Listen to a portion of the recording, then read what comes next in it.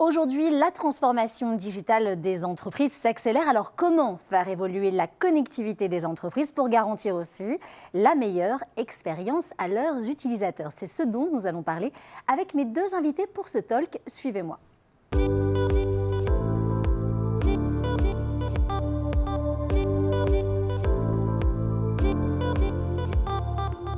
Mes deux invités sur ce plateau, Laurent Perrin, bonjour et bienvenue. Bonjour. Vous êtes directeur marketing application Driven Networks. Christophe Perrin, bonjour et bienvenue. Bonjour. Vous êtes Head of Operation Cisco. Alors on va tout de suite le dire parce que beaucoup de gens nous regardent. On a été testé ce matin, tout va bien. On a donc pu se démasquer avec nos distances bien sûr sanitaires de sécurité. Nous allons donc parler de comment garantir la meilleure expérience client à ses utilisateurs. Mais j'aimerais tout d'abord que vous nous parliez tous les deux de ce partenariat qui est historique. Plus de 25 ans ensemble. Alors 25 ans, c'est pas rien, c'est une vie. Les couples qui tiennent 25 ans aujourd'hui sont assez rares par ailleurs. Et vous êtes toujours leader sur le marché de la connectivité. Comment c'est possible ? Alors oui, le partenariat pour Orange, le partenariat avec Cisco, c'est vraiment un partenariat très critique dans le domaine de la connectivité. Donc 25 ans de partenariat, ça nous permet d'avoir une très grande expertise technologique commune et aussi d'avoir la capacité de délivrer nos solutions dans le monde entier. Aujourd'hui, il y a quand même des changements majeurs dans le domaine de la connectivité. C'est un marché qui bouge très très vite. Et on a vraiment travaillé ensemble avec Cisco pour réorienter le partenariat sur de la co-innovation, pour intégrer les nouvelles technologies, les technologies de Software Defined Networking, que ce soit dans le WAN ou dans le LAN. Donc aujourd'hui, quelques exemples et un gros succès, je pense, autour de Flexible SD-WAN, qui s'appuie sur la technologie Cisco et qui est aujourd'hui déployée sur plus de 16 000 sites dans le monde entier. Ah oui.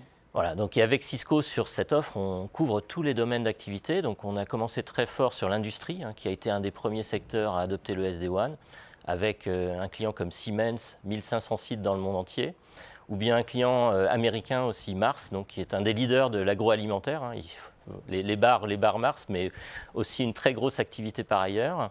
Et d'autres secteurs, bien sûr, qui sont venus ensuite, en particulier la banque, avec BNP Paribas en France. Donc on couvre 2000 agences qu'on a transformées sur l'année 2020, donc y compris pendant la période de crise, ce déploiement a continué très très vite, très fort.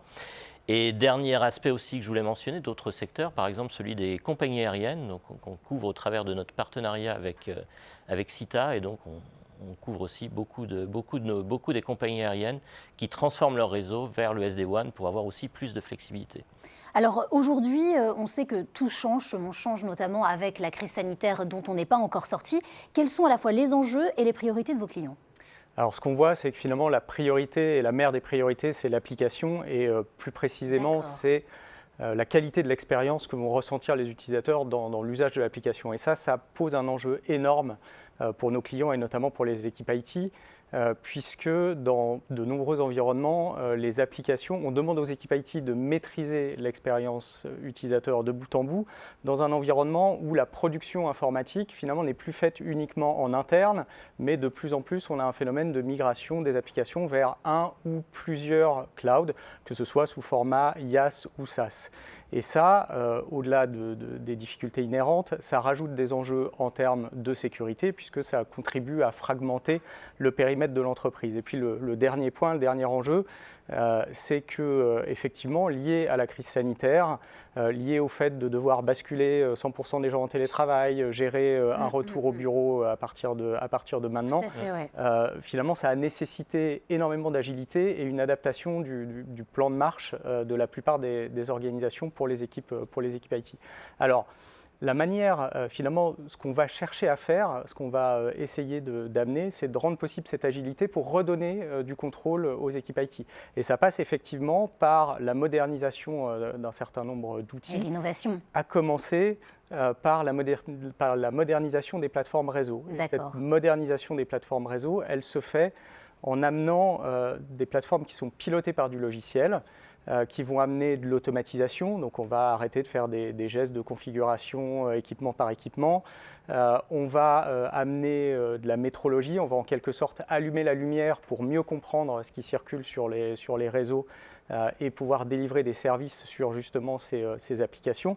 Et on va faire tout ça avec une approche qui est une approche zéro trust, c'est-à-dire que la sécurité doit être incluse dès le départ et tout au long de la chaîne du projet. Au centre des préoccupations et sur toute la durée.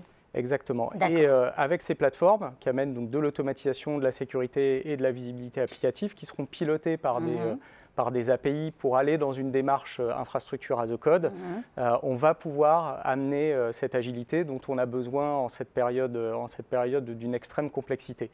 Et je crois que la plateforme, finalement, quand on parle de migration vers le cloud, la plateforme la plus critique, c'est sans doute celle du WAN et celle du SD-WAN. Alors, vous en avez parlé à l'instant très justement, le monde de l'entreprise se transforme donc avec au centre de priorité le multi-cloud et l'Internet First. Ça, on l'aura bien compris. Qu'est-ce que vous mettez en place quotidiennement pour délivrer la meilleure expérience utilisateur ? Alors, ce multi-cloud, oui, on le voit se développer. On avait même vu une accélération pendant la crise Covid, et suite à la crise Covid aussi, bien sûr, ça continue. Donc, notre solution Flexible SD-WAN, que j'évoquais auparavant, elle est vraiment conçue pour fournir une connectivité native vers tous les cloud providers, et ceci de différentes façons. Ça peut s'appuyer sur notre réseau Orange avec les Next-Gen Hub, et je vais revenir dessus pour vous expliquer un petit peu ce que c'est, ou ça peut aussi, bien sûr, s'appuyer sur de la connectivité Internet. Alors dans la première option, le Next-Gen Hub, en fait, c'est une nouvelle génération de points de présence qu'on a mis en place sur notre réseau mondial. Donc il y en a un peu partout dans le monde. Et la spécificité, c'est qu'ils sont colocalisés dans tous les grands data centers. Donc ceci pour fournir une connectivité native vers tous les grands cloud providers. Et de plus, ils ont aussi une capacité de virtualisation. Donc comment on délivre ça avec SD-WAN ? En fait, on virtualise la technologie Cisco SD-WAN dans ces hubs pour pouvoir router les flux applicatifs les plus critiques sur notre réseau et pouvoir garantir une performance de bout en bout. Donc certaines applications vont pouvoir utiliser ce flux, ce lien privilégié vers l'applicatif. D'accord. Deuxième option, c'est d'utiliser Internet. C'est l'usage classique pour accéder au cloud, donc c'est très flexible. Après, la problématique de l'Internet, c'est que la qualité peut être très variable. Ça peut être lié à des problèmes de qualité sur l'accès lui-même. Ça peut être des problèmes de peering au milieu du réseau, donc connectivité entre les réseaux. Ça peut être aussi des problèmes de dimensionnement de l'accès vers le cloud. Donc c'est un petit peu complexe de maîtriser la performance de bout en bout sur l'Internet. Et c'est pour ça qu'on a travaillé aussi sur notre offre Flexible SD-WAN et pour la compléter avec une solution qui s'appelle Thousand Eyes, qui va permettre de monitorer cette performance de bout en bout, donc depuis l'utilisateur jusqu'à son application dans le cloud, et surtout d'identifier très rapidement d'où viennent les problèmes, donc d'où viennent les baisses de performance que l'utilisateur peut ressentir. Est-ce que vous voulez ajouter quelque chose ? Et alors, ce qui est intéressant, puisque Laurent parle de Thousand Eyes, c'est que Thousand Eyes, donc, qui était partenaire Orange, a été acquis par Cisco. Donc s'il y avait besoin de démontrer une fois de plus la proximité de notre partenariat, voilà, c'est fait.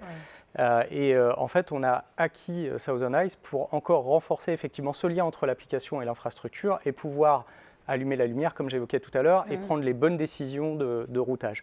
Et puis, quand on parle du mouvement vers le cloud, et notamment des applications SaaS, finalement, on va pouvoir faire un certain nombre de choses au travers de partenariats qu'on a pu nouer au cours de ces 18-24 derniers mois avec les grands acteurs de ce marché-là, et notamment des applications SaaS. Et je vais juste donner un exemple sur une application qui est utilisée par un grand nombre d'organisations qui est Office 365, où en ayant un partenariat avec Microsoft et en ayant un échange de télémétrie très précis, on a capacité de voir au sein des flux Office 365 précisément quelles applications sont en train de circuler, quels sont leurs besoins, quelle est la qualité du service rendu pour être capable de donner le bon niveau de service, de faire cheminer par le bon lien pour garantir l'expérience utilisateur, et globalement on va jusqu'à 40% d'amélioration sur les performances Office 365. Donc voilà, ça démontre notre focus sur ce sujet de la performance applicative. On est obligé, quand on entend ça, de vous relancer sur la sécurité. Oui, évidemment, quand on parle d'ouverture vers le cloud, on parle d'accès à Internet qui sont multipliés. Un grand nombre. Voilà, on est obligé de parler de sécurité qui est au cœur de tout. Alors, quand on parle de sécurité, c'est intéressant parce que c'est un rappel aussi que le SD-WAN doit être pris globalement comme un projet IT global et s'inscrit dans un contexte général depuis là où est produit la donnée jusqu'au data center. Comme vous l'aviez dit tout à l'heure par ailleurs. Mais si je reviens sur ce sujet sécurité, c'est effectivement important parce qu'on va avoir une multiplication des points de connexion à Internet et donc il va falloir qu'on amène des fonctions de sécurité. Donc là, il y a plusieurs manières de faire. La première, c'est de dire les fonctions de sécurité que j'avais qui étaient centralisées, je vais venir les faire porter sur mes équipements qui gèrent la connexion Internet de mes sites distants, simplement par mise à jour logicielle, et ça se fait avec une technologie qui s'appelle Sea-Edge, qui est pris en compte par OBS. Mais ça peut se faire aussi en faisant porter ces fonctions de sécurité dans un mode cloud sur base de Cisco Umbrella pour marier une approche sécurité cloud et une approche SD-WAN dans ce qu'on appelle l'approche SASE. Et sur ce point, je crois que à la fois l'expertise Cisco et puis l'expertise OBS amenée par finalement la virtualisation qui a été faite historiquement, amenée par les Next-Gen Hub dont parlait Laurent, vont nous permettre d'accompagner les clients vers ce chemin vers une approche SASE, mais en démarrant sur le bon point de départ, adapté aux applications et aux environnements. Alors justement, comment est-ce que vous accompagnez vos clients sur tous ces points de grande transformation? Oui, alors on voit qu'il y a une multiplicité de technologies, SD-WAN, SD-LAN, monitoring. Christophe vient de parler de SASE, qui est une nouvelle tendance très forte et sur lesquelles les clients nous attendent aussi très fortement.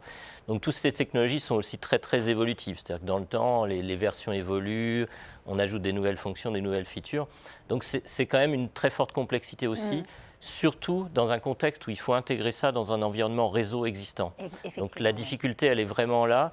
Ouais. Et on a vraiment pensé à cet aspect d'accompagnement, de comment accompagner cette transformation. C'est une vraie opportunité pour les entreprises, puisque avec ces technologies software defined, on pense que finalement le réseau, qui était un petit peu en retard par rapport au cloud, va pouvoir devenir un vrai accélérateur de tous les projets de transformation digitale. Donc c'est une vraie opportunité pour les entreprises. Donc comment on procède pour les accompagner? On commence surtout avec nos clients par identifier quels sont les enjeux business, quelles sont les priorités. Et à partir de ces priorités business, on regarde au niveau technologique qu'est-ce qui fait sens par rapport à ces besoins clients, quel type de technologies vont être pertinentes, et on définit ensemble quelles sont les priorités. On définit en fait une roadmap spécifique de transformation du réseau client.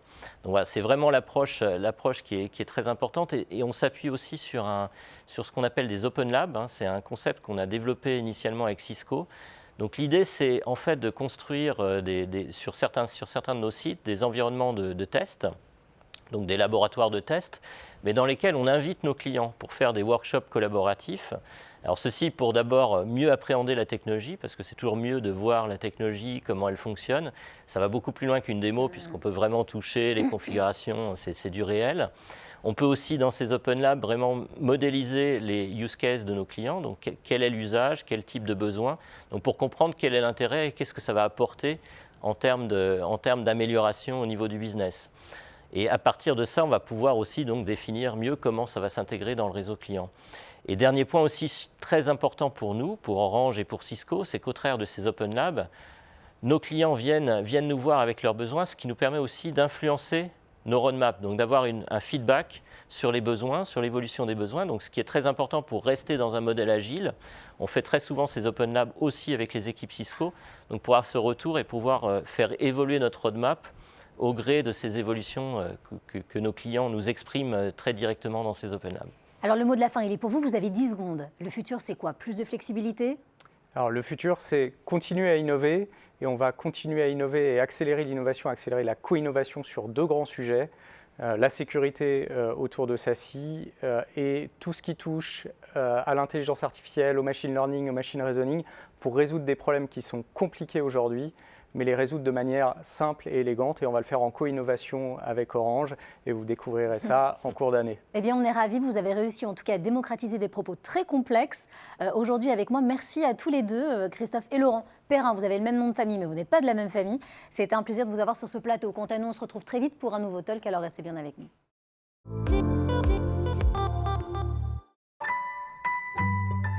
Orange.